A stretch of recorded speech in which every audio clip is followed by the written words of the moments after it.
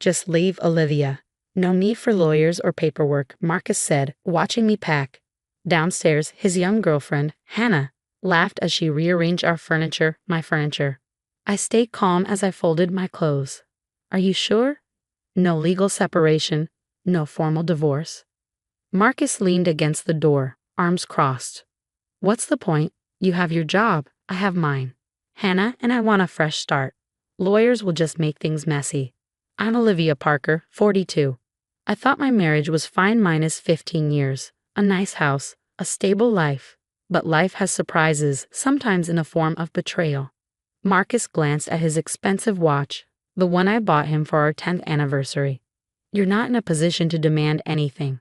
The house and cars are in my name. Your government job pays enough. You'll be fine. That government job. If only he knew. I zipped up my suitcase, taking one last look around. Hannah's perfume filled the room. Her bag was on my side of the bed. You're taking this well, Marcus said, expecting me to cry or beg. I smiled, remembering how I found out about his affair, not through text or lipstick stains, but in a much more interesting way. I've learned to pick my battles, Marcus, I said, but I'm surprised you don't want legal proof of our separation. He shrugged. Why bother? You move out, Hannah moves in. Life goes on. No paper trail. That almost made me laugh. Downstairs, Hannah was already replacing my things. She barely looked up as I walked past. I left some things in the study. I'll be back tomorrow, I said. Whatever. Just text first, Marcus replied, already focused on Hannah.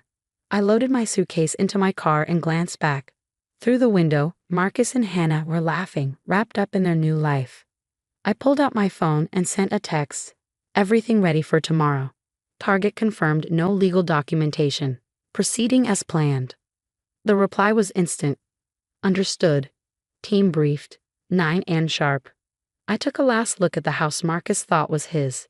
He had no idea what was coming. He never questioned my job, never wondered why I handled all our finances, never noticed how his investment portfolio always did better than others. As I drove, my phone buzzed again. Additional evidence collected. Operation confirmed. Tomorrow, Marcus would finally understand what my job really was. He would learn that his wife, the woman he betrayed, was actually protecting him all these years. But not anymore. At exactly 9 a.m., Justice would arrive at his door, wearing a bulletproof vest and carrying a federal warrant. The next morning, I sat in an FBI surveillance van, sipping coffee while watching live camera feeds of my old house. Marcus's routine was always the same. 7:45 a.m., kitchen lights on. Hannah trying to cook his favorite breakfast. 8:15 a.m., Marcus showering, then fixing his hair. 8:45 a.m., adjusting his tie in the hallway mirror. Target is getting ready to leave, Agent Torres said. All teams in position. A chorus of voices confirmed. You okay? Torres asked. She knew this was personal for me. Better than okay, I said, watching Hannah kiss Marcus goodbye. Feels strange being on this side of the operation. For 3 years, I had gathered evidence against Marcus's investment firm. What started as a simple investigation uncovered fraud, money laundering, and serious financial crimes. No wonder Marcus didn't want legal paperwork between us. He was hiding more than just an affair. At 8:55 a.m., Marcus stepped outside, briefcase in hand, still smug, still thinking he was untouchable. He checked his reflection in his car window, straightening a silk tie paid for with dirty money. All teams ready, Torres ordered. Remember, he isn't violent but may try to destroy evidence. Marcus got into his Mercedes, the car he bought in only his name. For tax reasons, he once said. Now I knew the truth. It was harder to seize assets he owned alone. Target is moving, Torres announced. Team 1, go to the house. Team 2, prepare to intercept at his office. I focused on Hannah, still inside, cleaning up breakfast. She had no idea her dream life was about to crumble. 9:00 a.m. sharp, FBI agents surrounded the house. The doorbell rang. Hannah, wearing my old robe, opened the door, confused. FBI. We have a search warrant. Her confusion turned to panic. What? This has to be a mistake. No mistake, ma'am. Step aside. On another screen, Marcus was halfway to his office when flashing police lights appeared behind him. His car slowed, pulling over. Target has stopped. An agent confirmed. Moving in. My phone buzzed. A text from Marcus. What did you do? I didn't reply. Instead, I watched as agents approached, guns ready, just in case. Marcus stepped out, hands raised. His expensive suit suddenly didn't seem so powerful. Back at the house, Hannah sat crying on the couch as agents searched every corner. They knew exactly where to look. I had given them every detail. We found the first stash, an agent reported. Hidden safe in the study. Just like Agent Parker said. I smiled.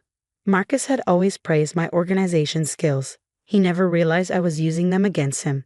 Torres turned to me. You knew about his crimes this whole time? I nodded. Discovered them 3 years ago. Started collecting evidence immediately. He never thought I was smart enough to understand his work, so he didn't bother hiding it. And the mistress. Found out about Hannah 3 months ago. She wasn't the first, but she was the last straw. My phone buzzed again. Marcus's lawyer this time. We need to talk. Now. Of course they wanted to talk. They were just realizing the truth. No shared accounts, no assets in my name, no divorce papers. It wasn't to protect Marcus. It was to make it easier for the FBI to take everything. On the screen, Hannah was being led out of the house, sobbing. She had thought she was gaining a perfect life. Instead, she was about to be questioned as a witness in a federal case. Target is secure. Moving to Phase 2, an agent said. Phase 2, raiding Marcus's office. His colleagues would soon discover that their star investment banker was actually a fraud. His clients would learn their high returns were all lies. Marcus? He was about to learn that the wife he underestimated had been watching and preparing for this moment all along. One more text came in, this time from Hannah. Did you know about this? I finally replied, yes. Now you know why Marcus didn't want a paper trail between us. Torres patted my shoulder. Ready to head to the office. They need you for the evidence analysis. I stood adjusting my FBI jacket. Let's go. Time to show them what a government job really looks like. 6 months later, I sat in the federal courthouse, watching Marcus enter in his orange jumpsuit. Gone was the expensive suit, the confident strut, the smug smile. The evidence I'd gathered over 3 years had proven devastating, not just for him, but for the entire firm. Hannah had turned state's witness almost immediately, desperate to avoid any charges herself. She provided additional details about conversations she'd overheard, meetings she'd witnessed, proving herself surprisingly useful to the prosecution. All rise. As the judge entered, I caught Marcus's eye. For the first time since his arrest, he looked directly at me. I saw the questions there, the confusion, the slow realization of just how completely he'd underestimated me. The sentencing was brief but impactful. 15 years, 1 for each year of our marriage. The irony wasn't lost on anyone. The judge was particularly harsh, citing Marcus's blatant disregard for his client's financial security and his persistent pattern of deception. After the proceedings, I stepped into the courthouse hallway where Agent Torres waited.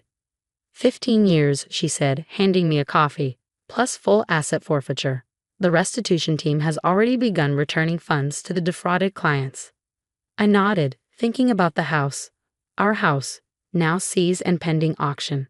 Hannah had moved back in with her parents, her dreams of being a wealthy man's wife shattered along with her reputation. Agent Parker? I turned to find Marcus's lawyer approaching. Your ex-husband would like to speak with you, if you're willing. I considered refusing, but curiosity won out. Minutes later, I sat across from Marcus in a small conference room, guards posted outside. Why didn't you tell me? He asked immediately. All those years, you knew what I was doing. You could have warned me. I laughed softly. I did warn you, Marcus. Remember all those times I questioned your investment strategies, suggested more transparent reporting. You always dismissed me, said I couldn't understand the complexities of your work. He winced, remembering. I never thought, your government job. No, you never did think about my job, did you?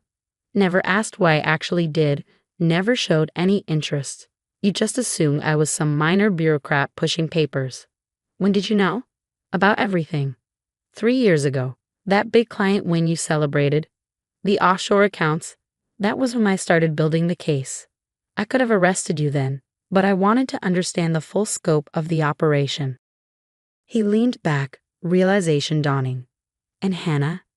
She made my decision easier, showed me it was time to stop protecting you. A guard signaled our time was ending. As I stood to leave, Marcus spoke again, his voice smaller than I ever heard it. I'm sorry, Olivia, not just for Hannah, for everything. I paused at the door. I know, but sometimes sorry isn't enough. Outside, spring was arriving in the city. I walked with Torres to our office, where a new case waited. Life was different now, but better.